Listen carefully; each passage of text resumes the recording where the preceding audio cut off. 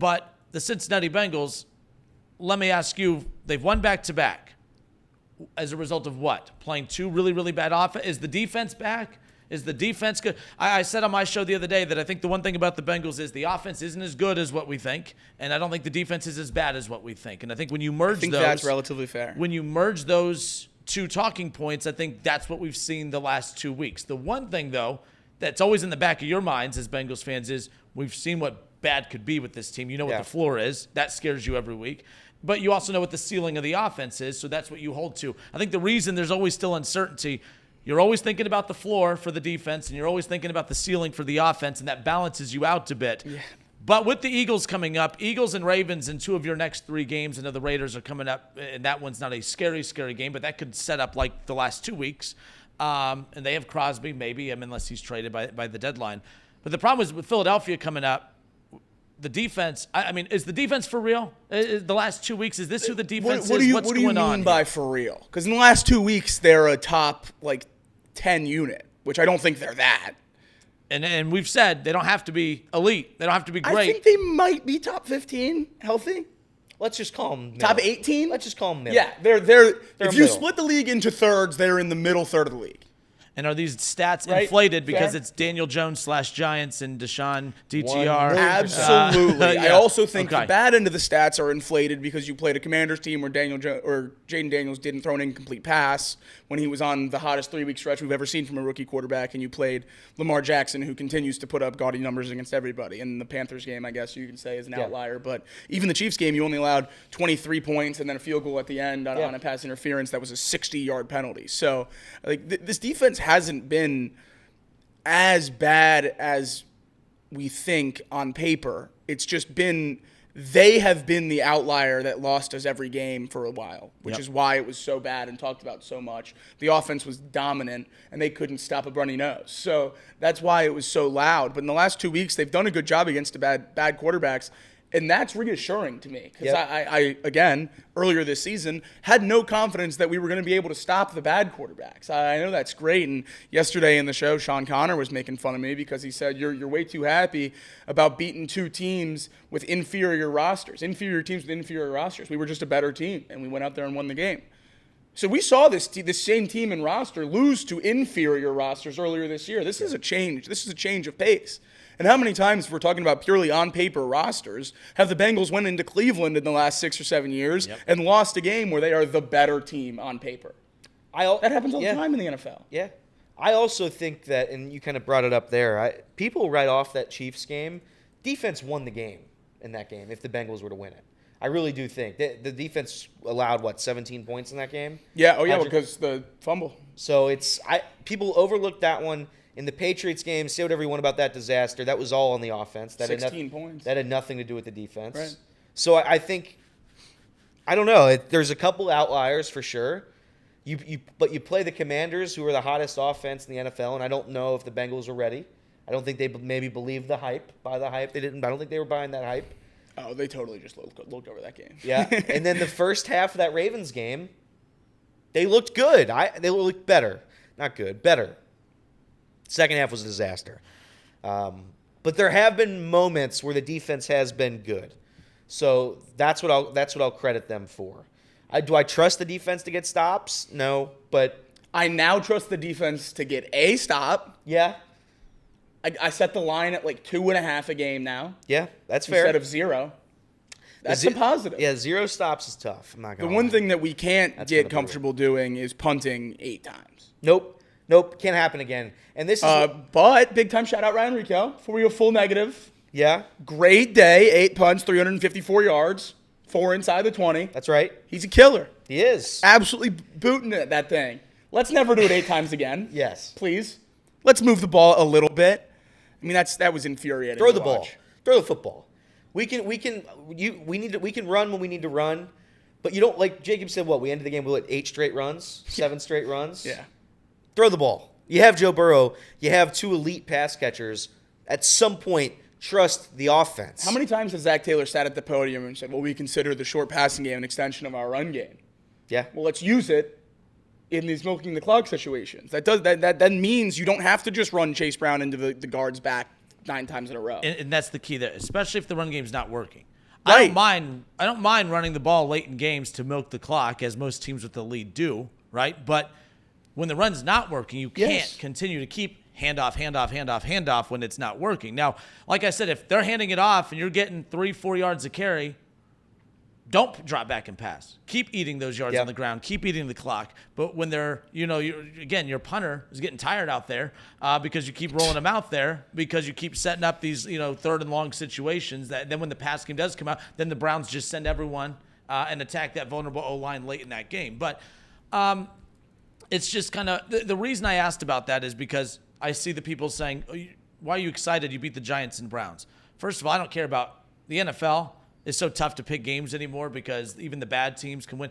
My problem is not that I'm not discounting the wins that the Bengals have had the last 2 weeks, but I'm questioning the style points. I know we think style points don't exist in the NFL. Everything is, well, as long as you win, that's all that matters. That's true. Some weeks you're not always going to have it, but it's back-to-back weeks where the offense has not prevailed. And the Giants' defense is good, the Browns' defense is good, and we could say, well, those defenses are good, but who do you think you run into? What do you think you have to go through to win the North? What do you think you have to go through to win in the playoffs? So this idea that, well, who cares? The Browns and Giants have a good defense, no big deal.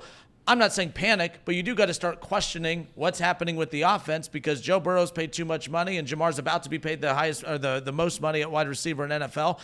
T. Higgins, a lot of people want. Well, you've always wanted him to stay, but there's pressure on the front office now to extend him and keep him because the gap between Jamar and Chase, between Jamar T and everyone else is quite large at this point. So the question I have is at what point do you start questioning, okay, we expect a little more offense. Like I get the Browns defense is good. I get that the Giants defense is good, but that's you have to run through those defenses. You have to be successful against those defenses if you want to win the North and if you want to accomplish your goal of winning a Super Bowl. That's where the criticism I think is fair to come in. Not, oh, well, who cares? It's only the Browns-Giants. It's no, the offense didn't perform well against the Browns-Giants, and that's your identity. I think the counterpoint to that would be those are good defenses that you're playing against, and the offense did enough to win the football game. So I guess they are playing well enough. I'd rather have 17 points in a win than 38 points in a loss or 33 points in a loss. I don't know. At this point in this season, with the way it's gone so far, if the offense wants to score 20 points and that's how we're going to win football games now, I'll take it. I'm not gonna. If we go out and lose to the Eagles 30-10, I'll have problems with the offense. Yeah. Until then, as long as we're winning games where they're low scoring, until the offense doesn't score when they have to score, that's when I'll start having problems. Do you think the Chiefs care that Patrick Mahomes looks terrible? I don't think they care because he's winning games. But he's won Super Bowls. Sure, he certainly gets the benefit of the doubt. I'm just saying Patrick Mahomes has objectively not looked good this season.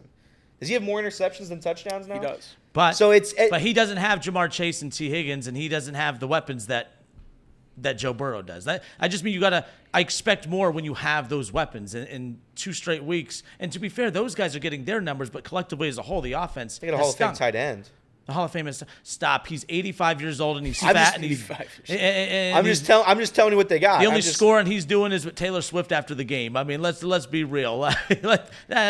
He's not a factor right now. I mean, the Steelers, they win every game ugly. Last night was a little bit different because the Jets are so incompetent that it's gross.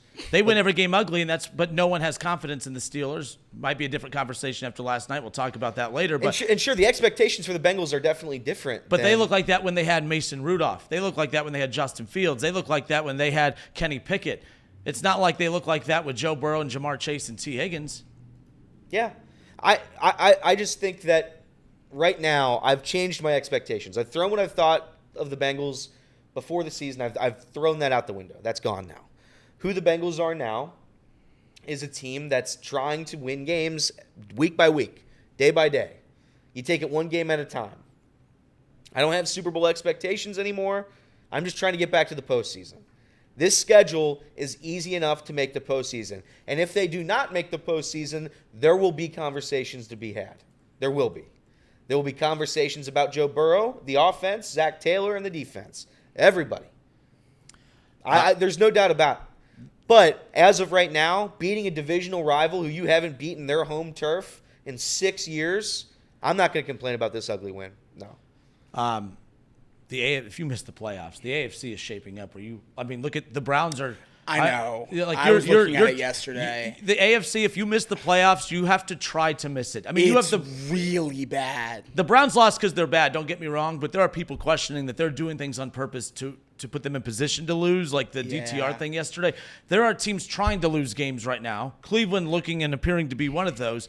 If you miss the playoffs in the AFC, you're trying to miss the playoffs, and you have to be bad to miss that because, I mean, the Jets. We'll get to that shortly, but the Jets, I don't get how you look as poor as you do with all that talent on that roster. I think that's more of a disgrace than anything else that's happening in the NFL right now. But nonetheless, the AFC is shaping up to be interesting. Bengals currently in the 9 spot.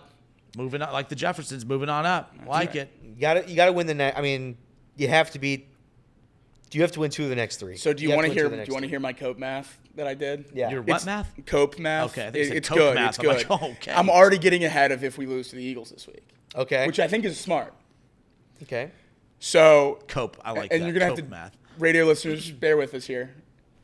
Raiders, Chargers, Steelers at home, Titans, Browns, Broncos.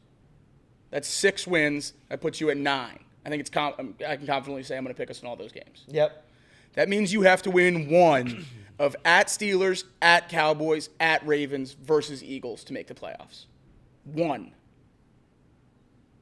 Super Bowl. That feels good. That feels good. That's the best I've felt about it in a long time. That's why it's I'm going to keep bringing up the Patriots loss. I know you guys and Reed and you say the beginning. Who cares with the beginning of the season? Because at the end they'll figure it out. Losing to the Patriots is gonna hurt. When we end 12-5, I'm gonna clip that. At some point, you have to be ready for seasons. You're right. Losing to the Patriots, and they are a disgrace. Losing to that game is going to hurt the Bengals at some point down the road here. I don't know when it's going to happen, and they can still make the playoffs. It can still hurt, and they still make the playoffs. But it's going to happen. It's going to happen. Well, it'll affect seeding at the very least. Correct. So we'll see. We'll see. The Bengals have a very easy schedule. When I say there is zero excuse, I don't care how bad the defense is. There is zero excuse 100% agree. to miss the playoffs back-to-back seasons when Joe Burrow is 100% healthy, for all we know. There's zero excuse. Speaking of 100% healthy for all we know, did you see the league's leader in hidden injuries had another one? Sam Hubbard. Been playing with a broken pinky finger since week 2. Really? Yeah. How about our boy? Who knew? First career interception, by the way? Broken finger. Unreal. How about that? Yeah. Recovering from the hamstring injury no one knew about. That's our boy. Big shouts. We'll see what injury Toughness. he comes Love back it. from next week. Big shouts.